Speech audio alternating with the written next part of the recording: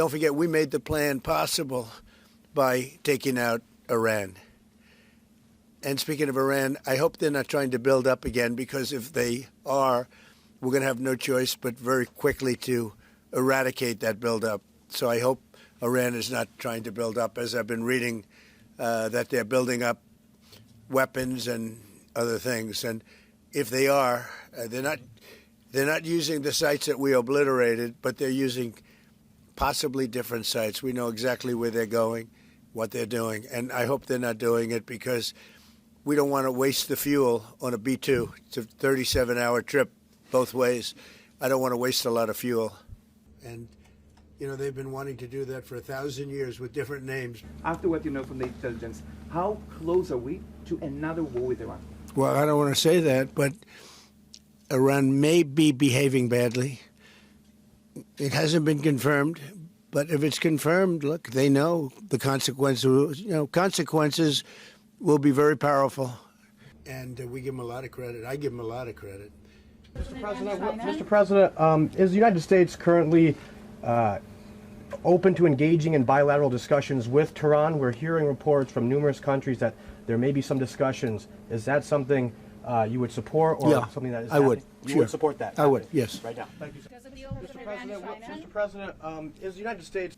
Iran has been greatly reduced in power, prestige.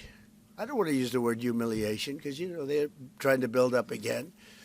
But we can't let them build up, because if they build up, there can't be peace. Is safe. We don't have terrorists. We don't have attacks. And we also want to secure. The Lebanese government, so what we saw, is not meeting the terms of the ceasefire agreement, has failed to disarm Hezbollah, actually.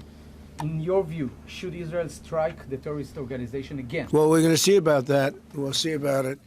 The Lebanese government is at a little bit of a disadvantage, if you think of it, with Hezbollah. But Hezbollah has been behaving badly, so we'll see what happens. Should Israel strike the terrorist organization again? Well, we're China. So China's been doing naval exercises basically to test encircling Taiwan. Can you explain to us what your knowledge is of that? What do you think about that? Have you had any discussions with China? Well, I have a great that? relationship with President Xi, and he hasn't told me anything about it. I certainly have seen it, but he hasn't told me anything about it, and I don't believe he's going to be doing it. No, nothing worries me. But Nothing. Well, I don't want to say that, but Iran may be behaving badly. It hasn't been confirmed. I think President Trump put clearly the conditions of reform that he wants to see in the PA for them to be involved. And I think he put it very clearly what he wants to see, the kind of real reforms, not just perfunctory reforms, but real reforms. So we'll see. But they've been doing that for 20, 25 years, yeah. Mr. President, if you can tell us something about your plan to expand Abraham Accords.